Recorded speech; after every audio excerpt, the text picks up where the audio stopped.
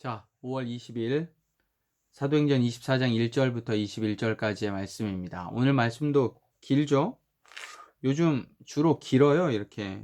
어제도 길었고, 월요일도 길고, 내일은 좀 짧네요. 내일은 좀 짧은데, 정말 내일은 중요한, 본문이고, 22절도 길고, 23절, 22일도 길고, 23일도 길고, 이제 주로 깁니다. 근데, 길지만 우리가 계속 저하고 큐티 하면서 여러분 중요한 복음의 텍스트를 찾아내는 훈련들을 많이 했다고 저는 생각하거든요.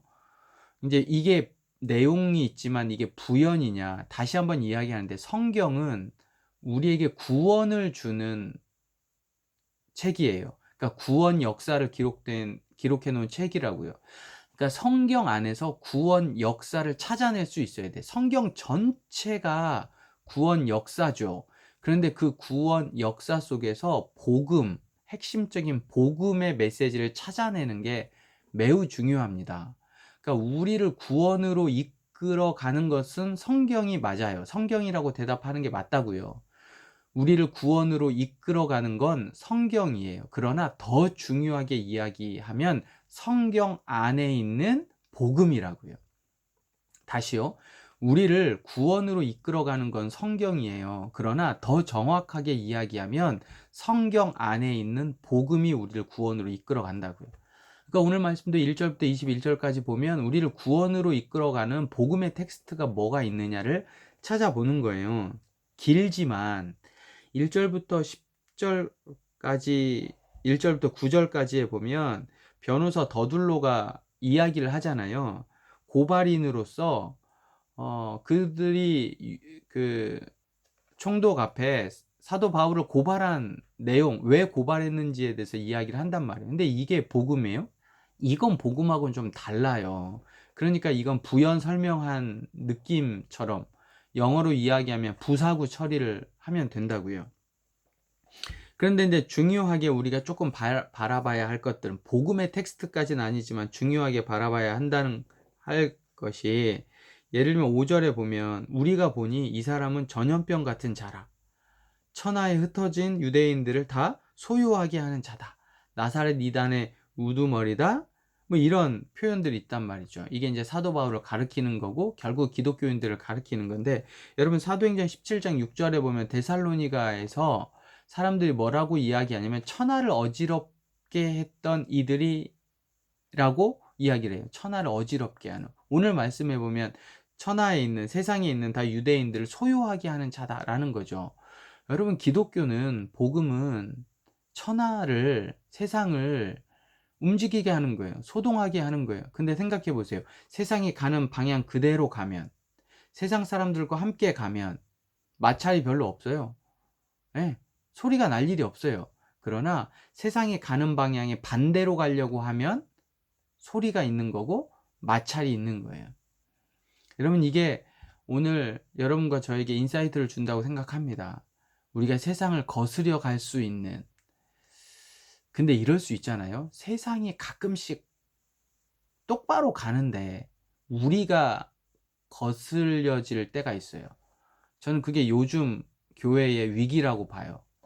오히려 세상이 정상적으로 가고 있을 때에 기독교가 잘못 가고 있는 때도 있다. 이게 지금 마음이 아픕니다. 마음이 아파요.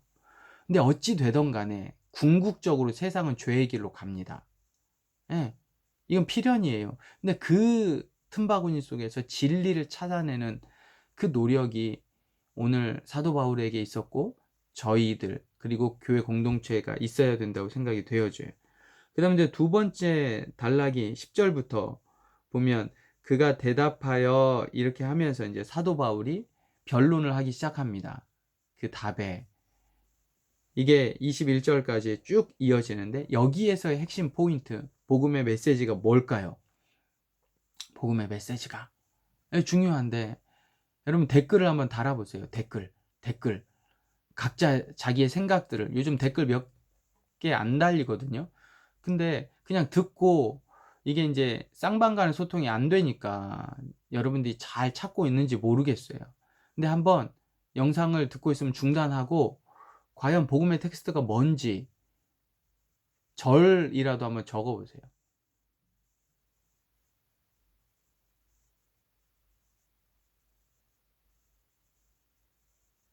아, 정지화면 아니었습니다. 자, 14절부터 16절이에요. 14절부터 16절. 이게 중요합니다. 이게 매우 중요해요. 여기에 보면 내가 하나님을 섬겼다. 조상이 하나님을 섬겼다. 그리고 성경에 기록한 것을 다 믿었다. 그리고 그들이 기다리는 하나님께 대한 소망을 나도 가졌다. 곧 의인과 악인의 부활이 있으리라 함이다라는 거죠. 그러니까 하나님을 섬겼고 성경을 다 믿었고 그 다음에 하나님을 향한 소망을 가졌다는 거예요. 근데 그 소망이 뭐냐? 곧 의인과 악인의 부활이라는 거예요. 부활이 있다 함이라는 거지. 그래서 이것으로 말미암아, 그 부활로 말미암아, 하나님의 소망으로 말미암아 내가 어떻게 해요? 하나님과 사람에 대하여 항상 양심에 꺼리낌이 없이 살아가기를 힘썼다. 이 양심은 뭐예요? 슈네이데시스. 아, 발음 어렵습니다. 헬라어. 슈네이데시스.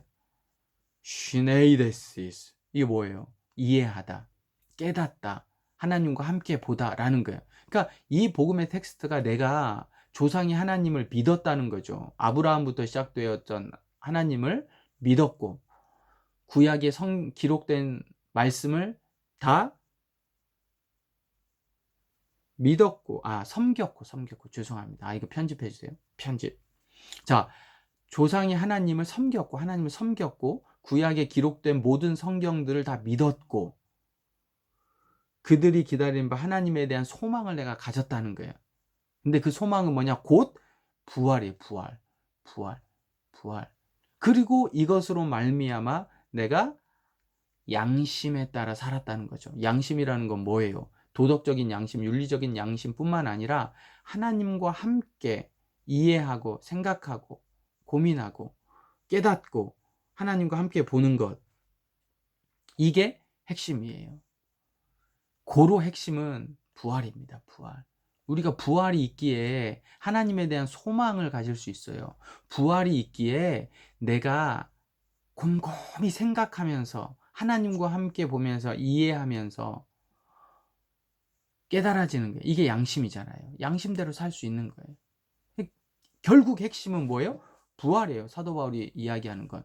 여러분, 부활은 고린도전서 15장을 꼭 찾아보셔야 됩니다. 고린도전서 15장. 고린도전서 15장의 맨 마지막에 만약에 고린도전서 15장을 지금 다 읽기가 시간이 너무 어렵다 그러면 고린도전서 15장 58절은 꼭 읽으셔야 돼요. 그러므로 내 사랑하는 형제들아 견실하여 흔들리지 말고 항상 주의 일에 더욱 힘쓰는 자들이 되라.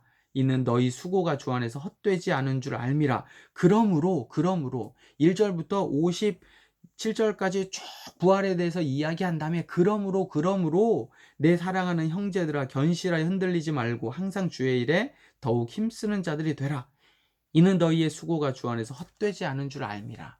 여러분, 오늘 말씀의 가장 큰 핵심은 부활이라고요. 사도 바울이 이야기하는 이 부활이 하나님을 향한 소망을 갖게 하고 이 부활이 있기 때문에 내가 양심 깨닫고 생각하고 하나님과 함께 보는 이런 모습들을 가지고 살아가는 거예요. 슈네이데시스. 이거 참 어렵네. 여러분, 제가 곰곰이 오늘 큐티를 묵상을 하면서 우리가 쉽지 않은 삶을 살아가요. 요즘 과제 폭풍에 여러분 힘들잖아요. 버겁고 오늘 또 어제도 날 샜다는 사람들도 제가 봤고 또 각자에게 고민과 힘듦과 어려움이 있어요. 개인적인 것도 그렇고 여러 가지 공동체 안에서도 그렇고 다 힘들고 어렵습니다. 가정적으로도 그렇고 여러분들만 힘든 게 아니고 부모님들도 힘들어요. 요즘 다. 근데 어디에 내가 소망을 두고 살아갈 거냐? 하나님에게 소망을 두고 살아간다고는 하지만 이게 나에게 와 닿는가? 진짜로 이게 그럴 때마다 성경이 뭐라고 이야기하냐면 부활의 소망을 부활. 내가 힘들고 어렵지만 그럼에도 불구하고 우리가 하나님 앞에 소망을 두고 살아가야 된다는 건 변함이 없는 거예요. 현실을 떠나서 나에게 느껴지는 감정을 떠나서 사실을 받아들이는 거예요. 그게 부활이에요. 부활. 사도 바울이 고린도전서 15장에 난 날마다 죽노라 라고 이야기를 하는 거예요. 그러니까 내 생각, 내 경험, 내 지식, 내 이성이 살아나면 견딜 수가 없는 거죠. 이 세상을 살아가면서. 저도 마찬가지예요. 저에게 주어진 이 현실만을 두고 살면 어쩌면 하루도 살 수 없어요.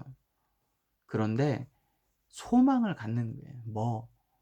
나는 죽고 주님이 살아가는 소망. 그래서 58절에 이야기 하잖아요. 사랑하는 형제들아, 견실하여 흔들리지 말아라. 너희의 수고가 헛되지 않는다라는 거예요. 헛되지 않는다. 그래서 오늘 말씀도 사도 바울이 그렇잖아요.